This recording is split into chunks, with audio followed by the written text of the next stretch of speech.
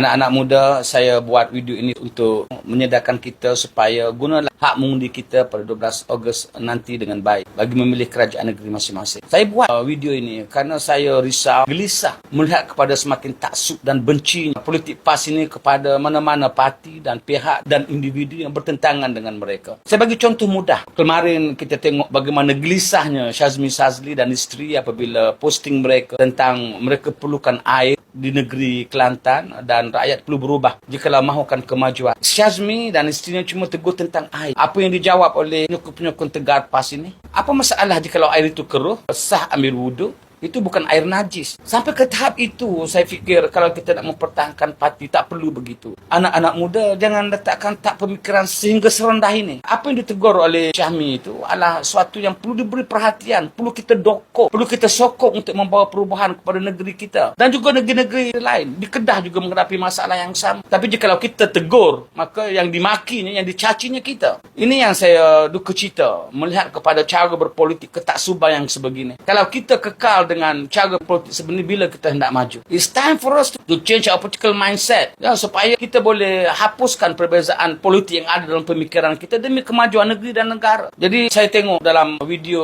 tadi, lagi saya marah. Gambar Perdana Menteri dipijak. Ini untuk apa ini? Ada penyokong-penyokong Pakatan Harapan dan Barisan Nasional bertindak dalam pilihan raya ini sehingga ke tahap itu. Kita matanglah. Kerana kita kata kita hendak politik matang. Kita hendak politik Islam. Politik matang, politik Islam ini mesti ada etika, mesti ada adab. Politik itu mesti dengan idea, mesti dengan hujah, mesti dengan perancangan. Timbulkan apa yang PAS nak buat untuk negeri kalau mereka perintah. Sama itu di Terengganu, di Johor, Kedah, di Kelantan, dan di mana-mana negeri yang mereka nak menang. Timbulkan hujah itu, manifesto itu, janji itu. Paling-paling tidak agama, kaum. Itu sahaja. RUU 355 tentang hukum hudud, tentang Islam. Tetapi di mana? Di mana dari segi perancangan-perancangannya? Sudah memerintah 33 bulan, tak ada apa juga. Semasa Perdana Menteri Datuk Seri Najib bagi peluang, bagi ruang untuk bentangkaran undang-undang hudud di Parlimen. Bentang tarik balik, bentang tarik balik. Kemudiannya bila tidak berkuasa, salahkan semua orang. This is not the way. Ini bukan lagi cara kita berpolitik. Saya hendak cara berpolitik kita biar berhujah, biar berfakta. Kita lawan dengan perancangan, lawan dengan idea. Itu sebenarnya perlu dilakukan. Tapi sekarang ini benda ini tidak ada lagi. Kita sudah semakin mundur dari segi pemikiran politik dan saya tidak mahu. Anak-anak muda yang cerdik, yang harapan kami orang-orang tua ini punya pemikiran yang sebegini. Kita tengok satu lagi video, gambar makcik. Kesian dengan mengundi Barisan Nasional, gitu kafir. Masih ada lagi. Saya ingat setelah kita sudah beralih kerajaan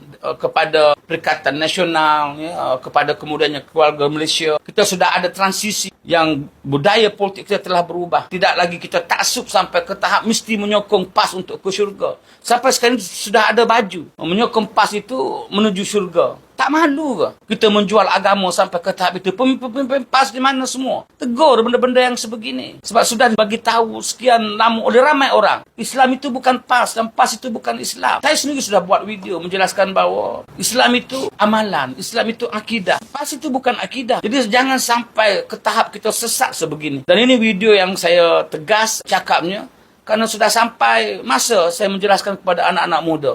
Ini anak-anak harapan saya, harapan negara, harapan bangsa. Masa depan yang tidak boleh lagi bersekongkol dengan hal-hal yang sebegini. Yang betul kita angkatkan, yang salah kita tegurkan. Bukan tegur itu bermakna kita membenci, bukan. Kita hujahkan dari segi perbezaan pendapatnya sahaja. Supaya kita masing-masing boleh keluarkan idea dan polisi yang lebih baik untuk kemajuan negeri dan negara. Itu saya harap anak-anak muda faham dengan apa yang saya maksudkan ini. Yang kedua, saya duka cita. Saya tengok dari segi politik, fitnah-memfitnah itu luar biasa. Jadi takkan kalau kita parti Islam, menjunjung kebenaran, kita suka bermain dengan perkara yang seperti ini. Islam apa kita kalau kita kata bahawa Pakatan Harapan, apalagi PMX, menolak dasar-dasar Islam. Apa yang ditolak? Apa yang ditolak dari dasar Melayu? PM jaguh bahasa Melayu, tokoh pejuang bahasa Melayu. Apalagi sistem kota yang ditanya oleh pelajar supaya dihapuskan. Telah dijelaskan bahawa tidak boleh dihapuskan kerana semua hak-hak Melayu, kedudukan istimewa orang Melayu itu telah ada di dalam perlembagaan dan akan dipertahankan. So ada bukan Melayu, orang Cina, orang DAP yang ancam untuk hapuskan kuasa raja, hapuskan bahasa Melayu, hapuskan agama Islam. Ada? Tidak ada. Pemimpin DAP, Anthony Loke, telah jelaskan bahawa semua yang ada dalam perlembagaan itu semuanya akan diikuti. Tak ada satu nak dilanggar. Tapi inilah yang kita bangkitkan. Sebenarnya yang melanggar, yang mencabar perlembagaan negara ini PEMPAS ini lawan raja, bertentangan, berseberangan dengan raja apabila tidak sehaluan dengan pendapat. Tak boleh begitu. Raja itu institusi yang menjaga Melayu, yang menjaga agama.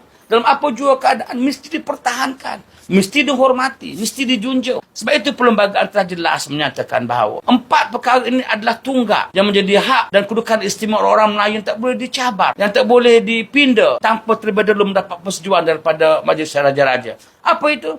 Tentang agama Islam, tentang bahasa Melayu, tentang kedudukan raja-raja, tentang kedudukan istimewa orang Melayu. Itu telah terjamin dalam perlembagaan. So, apa lagi yang terancam? So, fitnah-fitnah yang sebegini, hari demi hari, jika tidak ditegur keras, diambil tindakan oleh kerajaan, maka akan terus berlaku. Ini saya kesal. Kerajaan ambil tindakan, dikatakan bahawa PM kasar, PM tidak demokratik. Jadi, saya takut sekali anak-anak muda terpengaruh dengan politik ketaksuban dan kebencian sebegini. Kita tolak politik sebegini anak-anak. Kita bangun bersama dengan apa yang ada pada kerajaan hari ini. Kita angkat Madani. Madani itu apa? Madani itu bukan satu slogan untuk PM saja. Slogan untuk kita. Mempunyai nilai yang baik, nilai kasih sayang, nilai hormat menghormati, nilai adab dan etika dan kelola yang tinggi, nilai untuk kita bertoleransi dan bertolak ansur dalam negara. Supaya akhirnya apa? Kita mencapai kestabilan politik, kemakmuran ekonomi untuk kemajuan negeri dan negara. Ini anak-anak muda kena faham. Kerana dengan kestabilan politik, insya-Allah kita akan